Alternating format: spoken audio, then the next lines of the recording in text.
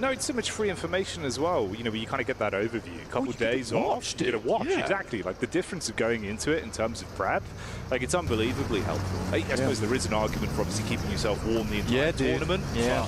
I know which side I'd prefer to be on. Yeah, I absolutely agree. And it was something I would bring up because we've brought it up in the past as well, where staying warm throughout that survival stage and making it into the finals is good, but there's also exhaustion that comes with that because it's back to back to back, and you're fighting for your tournament life for, you know, a few days. But it's not easy. It is not easy. Fireflux right now, one of our teams from our groups, which has really suffered. We saw them try and get into the west side of Hartin, really struggle there, Jackie. Saw them go down very early to Influence Rage DRX, who sandwiched them. But yeah, we're going to see DRX right now looking to go for that rotate we talked about earlier, off towards that western side. Ooh, it's a nice first shot, actually. You see the dive in from Alter Ego, DBS behind the door. Walk through that, you're not breathing anymore. Instant first contact, mate, but Alter Ego at least clean it back up. They can get the res in as well. He's fine. He is fine. He is fine. Alva come back up. They definitely want to keep him on board. You're working together with Rosemary was very, very nice. Last game, as we saw. But this is not the end of the road for them because they've got a long way to go. Long way to go down this western coast. Yangon Galacticos going to be in front of them. Many teams actually going for this western rotate as well across the bridge. So you've got Kinotrope just making their crossing now. And it's interesting to me that Fourth Rive's actually opted to go far south here, Jackie. Yeah, it is actually. I wonder what the setup is going to be late game for them as well. Like obviously the way they've been playing this, it's been really good in a lot of the individual fights, but I think their communications look good for the rotates so far. All of day one felt really good in terms of decision making. Hopefully that's a trend that's just going to continue because they are ridiculously compounding points. I mean, 75 off the back of the first game of day two. Really good spot. Heads above water firmly. They're not just doing the doggy paddle. No, they're not in the doggy paddle right now. We're in the big pool. We're big pool right now, you know. The infinity pool for them if they keep getting these kind of points. But you're looking at like a 10-point average here at the moment. Just a little bit under the 11-point margin, which is an incredible result for an international. Very hard to do. Typically teams that have managed to maintain a 10-point average, it's very obvious that they're going to stay in and head through to that top 8. So I think for Fourth Rives, they're not worrying too much at the moment. There is something to be said about, you know, teams saying that they don't really, you know, they're not minding this group stage too much, and they can always play in survival stage where you do take the pressure off yourself a little bit. But I do think that being able to perform here without that pressure and getting those points on board, super important if you can just leisurely make your way into the finals. Do you wonder for Yangon Galacticos as well, if it was more of sort of, you know, playing to the best of their ability yesterday early, and that's going to obviously taper off, because it felt like there was maybe some opportunities in game one here. You know, it didn't really seize the day too much to really squeeze as much potentially as they could out of. Here it might look like they might even get nipped at on the heels as well by Alter Ego towards the back line. We'll see how that develops. Obviously a big shift, everyone making their move over towards the zone now. It's a wild amount of teams. You know, having 16 teams, 63 alive here, and the majority of the squads are in Sosnovka. This is sort of a different stage we're seeing here. You're right, by the way, getting nipped in the heels by Alter Ego, coming slightly late towards Primos. Managed to find one of the players there over on Yangon Galacticos. And even finding Smile as well. This is a good turnout coming through from Alter Ego. They don't blow up the boat either, so that's an option for them if they want it.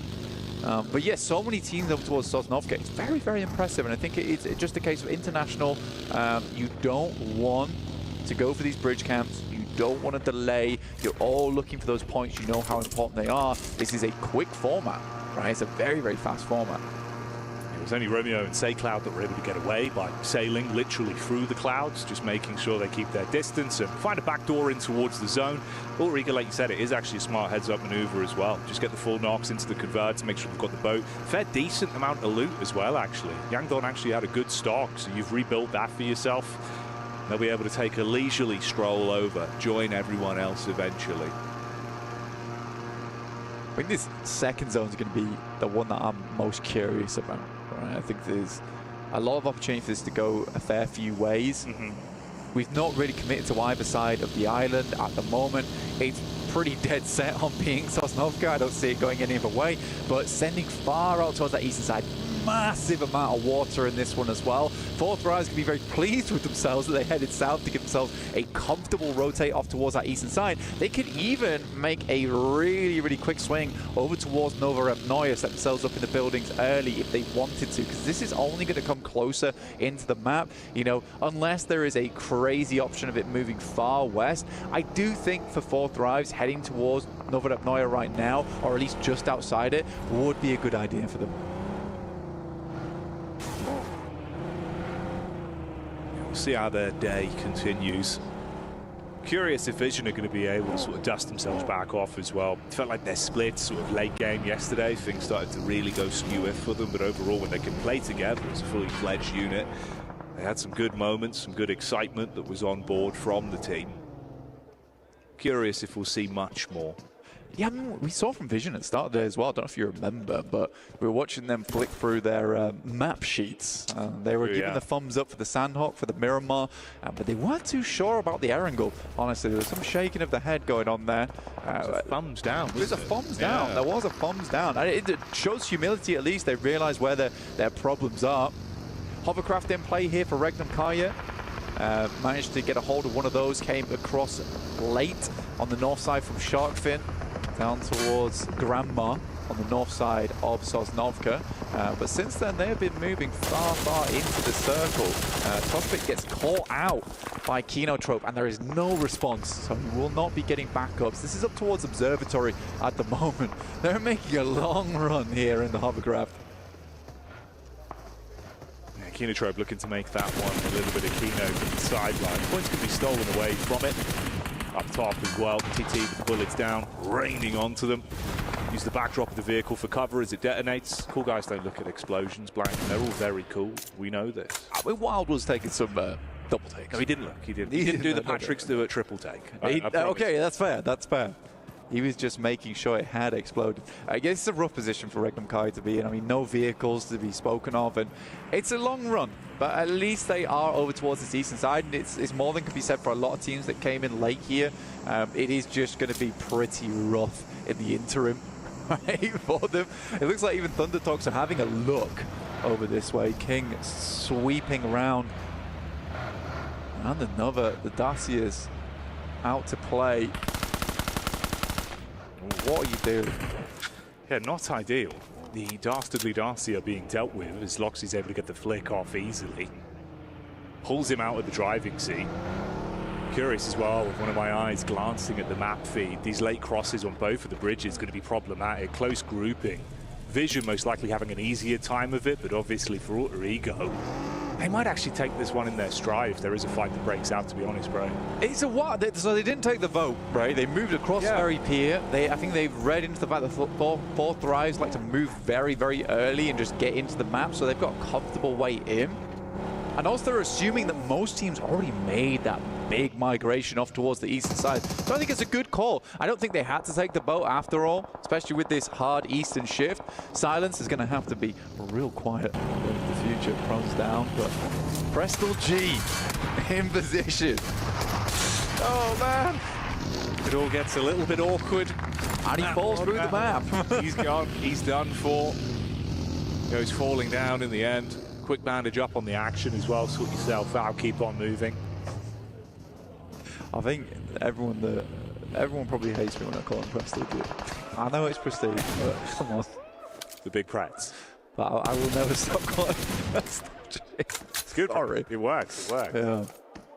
I respect it. Falak lives for these, doesn't he? I mean, he's got 10 bullets. I don't know what he's doing. Don't matter. He'll make them count. Watch. All right, watch this. Next time we cut to his POV, I tell you, it's going to be 2 headshots, those 10 bullets, that's going to amount to 2 knocks, hands down. No backpack, 1 ghillie, 10 bullets. That's all you need. It's not looking amazing, but for QXZ, the QBZ, only 60 bullets total in the back pocket here. I don't really know what Falak's looking. I think he's got a red dot as well. I think the thing is, he's got vision for it to at least know if they're pushing up. 50 bullets. It's like they've got a wide berth on it where you've got the backline stab in as well. Not just get in the read, T24 up on the actual side as well to take the peak off his contact. You can at least just get info. Obviously, they won't have the blessing of knowing the ammo is limited. Couple pot shots, get their attention on him. You could peek in from the side, get the back door on it.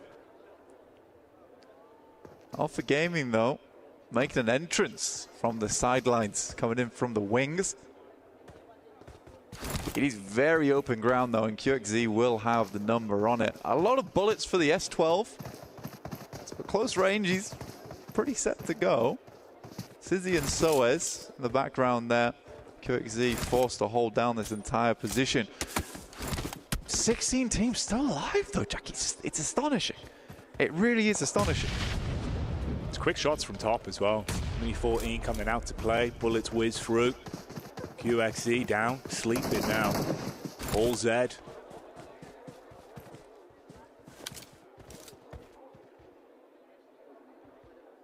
Four Thrives will have to move out here over towards the northern side.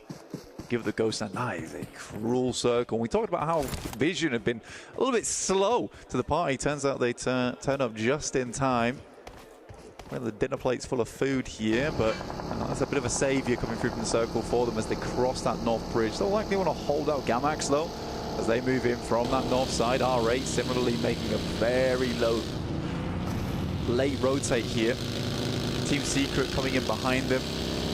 Playzone even just takes down for Heater, so yeah, he's not going anywhere. Wrap him up in his hot here and send him home.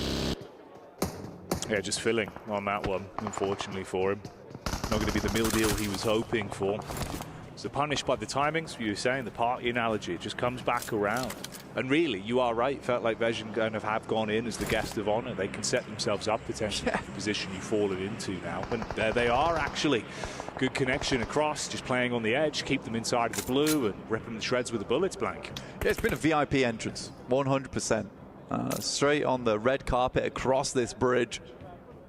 And into position. So could have sent her up, and I think for Thunder Talks, actually it's a bit annoying. I think they could have just held Observatory. I mean, Regnum Kaya weren't in really any position to challenge them, and if they were up towards Observatory, had that amount of sightlines to work with, cleared out that south side with 4 players, then moved in a little bit later and just ignored the fact that Regnum Kaya existed, this could have been a lot better of a game. Rejoin now with Alter Ego as well. It's Rosemary once again that's finding influence. Ooh, wow, that is rough. Quick shot. Beautiful work with the DBS. Big pop a pump, mate. Yeah, S12K there, look lovely. Moana, though, doesn't want to let this end too quickly, but in the meantime, Alpha Gaming have spotted a weakness on the sidelines. Ooh. Shots back over, trying to dip into cover to stay alive. Moana making moves at least on Visual, so Alpha lose one, reply back over as well, ripping out quick shots. R8 feeling the brunt of the damage, but Alpha also struggling to contend with this. Fights breaking out across the map as well. Regnum Kaya taking head on against 4 Thrives. Influence Rage even popping up into the commotion. Yeah, 4 Thrive just out. Weren't able to make that position happen on that south side despite being on the map so early. Rosemary able to find Doc there. The Alter Ego still alive into this one. 80 lips on the match. What's happened? That's what I mean. I don't know how they do it. They just seem to make it work. Put it together even when they're in a really rough spot. And this is back to sort of deja vu, right? Alter Ego, 2 players left to try and pick up the scraps. Finishing off the last of the GMX boys on the cross as well there. That's Vision closing down the chapter they started on control of the bridge. The top and the signature Mini 14 making this thing look real nice. As Reef is to go down in the middle of the road. Laura's in, spots him lacking. This is a tough circle, man. It actually is not very fun to play. Got a lot of the map cut out on that south side because it's just staged hilltop. Thunderdog's currently controlling that one. And they're hoping for a southern shift. It would make for a very fun game. And an entertaining game for us as well. Team Secret, we saw them on the stats earlier. Very successful on Erangel so far. See if they find that same kind of success later. We do get a little bit of a southern shift. Keeps Thunder Talks in, but you got almost this crescent moon wrap for a lot of teams on the northeast side. The highlight there of some of the fights as well that have been going down in the meantime. For Top, barely alive, sliver of HP, got to top himself back up literally and keep himself in the fight. Similar story over for Team Secret that have been playing quite a late game on this one. Most of it's been rotation through the blue, so finally we might start to see what they're made of. Influence Rage consistently popping up. It feels like they're always trying to find some kind of control inside of this game.